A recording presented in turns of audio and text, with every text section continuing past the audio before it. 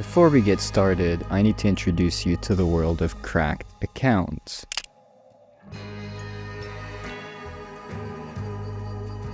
It all starts with a combo list. This is basically just a big list of emails and passwords, usually a smaller portion of a bigger piece of data like a database, public logs, and even phish details. These lists are then traded and ran through by other hackers using cracking programs like John the Ripper or THC Hydra. What they're looking for is reused login details. Let me put it this way, if your Minecraft account and your email have the same password and your information ends up in a combo list, the cracker wouldn't know what game or service the password corresponds to initially, but after running your data through this software, the cracker discovers that your Minecraft account is insecure, and then they can gain access to it. This is how an account becomes cracked.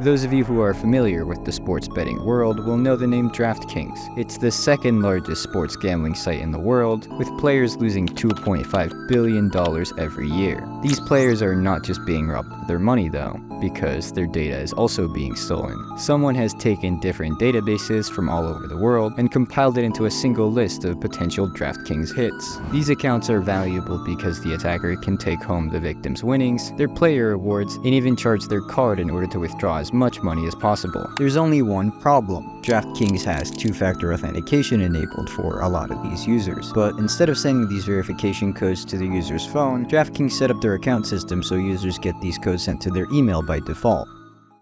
Now, let's talk a little bit about some of the shops selling these cracked accounts. These look like regular digital shops, but if you take a closer look, you'll notice that every single item being sold on here is at best dodgy as hell, and at worst, definitely illegal. Most of these will have some sort of method attached if the cracker has one. It's usually straightforward and simply requires users to log in with a specific portal like mobile only, and use a low fraud score IP. And now voila, you can now purchase bank drops, cash outs, and access to basically any type of account you can think of.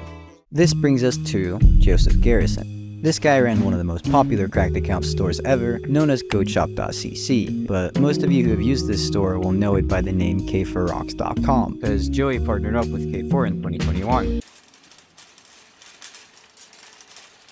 Now, this store sold basically everything. Gift cards, shopping rewards, travel miles, and of course, DraftKings accounts. But how did this even happen? I mean, surely Joseph shouldn't be able to sell these accounts if no one can withdraw from them. I mean, who the hell would buy that kind of product? Well, lucky for him, he had discovered a way to bypass this two-step verification on DraftKings. $200 instantly. Just for betting $5. DraftKings, listen to me. You listen good. I appreciate you for recognizing how valuable my time is. But instantly, stop! All you had to do to be able to withdraw is this. First, you would enable two-factor authentication on the account, specifically towards the user's phone number. You would then add your own number to the account, which would then send verification codes to you instead of their email. The final and most important step is to add a new payment method to the account and spend $5 on the site. After all that is said and done, you can now withdraw the entire account's balance to a payment method of your choice.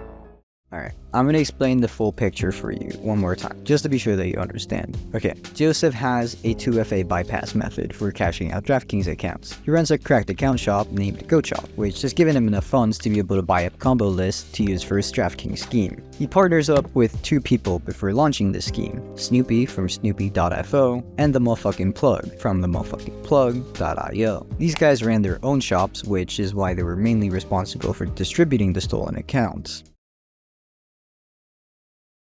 Between November 2021 and 2022, 68,000 DraftKings accounts were accessed, most of the attacks happening in the second half of 2022. Only around 1,600 of the accounts were sold in Joey's shop, which the buyers used to steal around $600,000. The PR team posts a tweet saying they're investigating, but at the same time,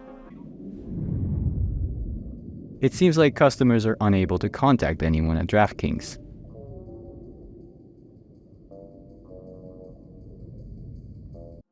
The FBI conducts an investigation and quickly finds out where the stolen accounts were sold. Then they try and find out how they stole the accounts. The gamblers were obviously outraged to have their winnings stolen, and DraftKings quickly refunded the victims.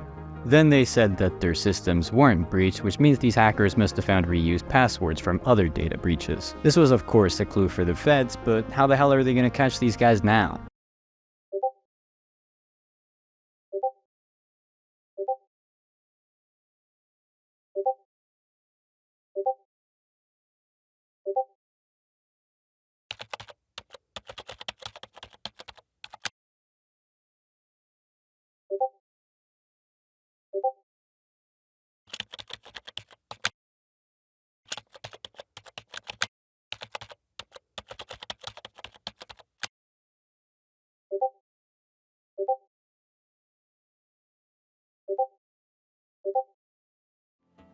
At this time, Joey's shop is doing great, making around $15,000 per day during peak fraud season. Then, all of a sudden, the police show up at his house. Apparently, when Joey advertised his product online, he'd post screenshots of an example account. This account was then found by DraftKings, who sent the account IP address to the FBI. This IP address was also linked to his house. During the search, they find 700 config files and 69 word lists on Joey's computer. A word list is just a list of potentially usable passwords, and the config is just the script used for the website. So, for example, a config made for cracking Twitters will have no idea what to do when you direct it to DraftKings. They also find a screenshot of the backend of the shop, showing that from 2018, Joey sold 225,000 accounts for a total of $2.1 million. This wasn't all profit, and the real number Joey made is somewhere between $800,000 to $900,000.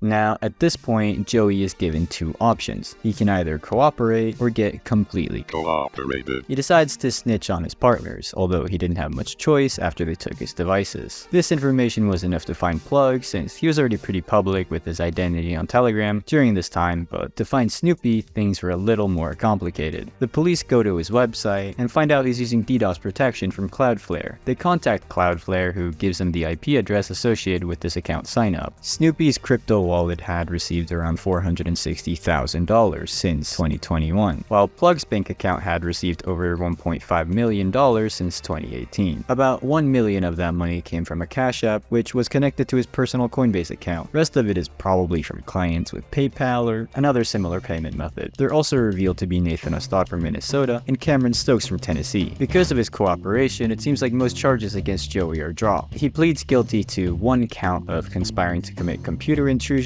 which gives him a maximum sentence of 5 years in prison. Yeah, that's right, conspiring. They gave him 3 years in prison. On the other hand, both Nathan and Cameron get hit with a 6-count indictment with a maximum sentence of 57 years. Joey was actually hit with the exact same charges as them in his initial indictment, but even with him being the biggest player out of the three, he managed to get the smallest sentence. Another thing you should know is that there's actually 2 other co-conspirators in this case, who at the very least learned a very valuable lesson from all of this. Be careful who you trust online. Blue bands, blue bands. Blue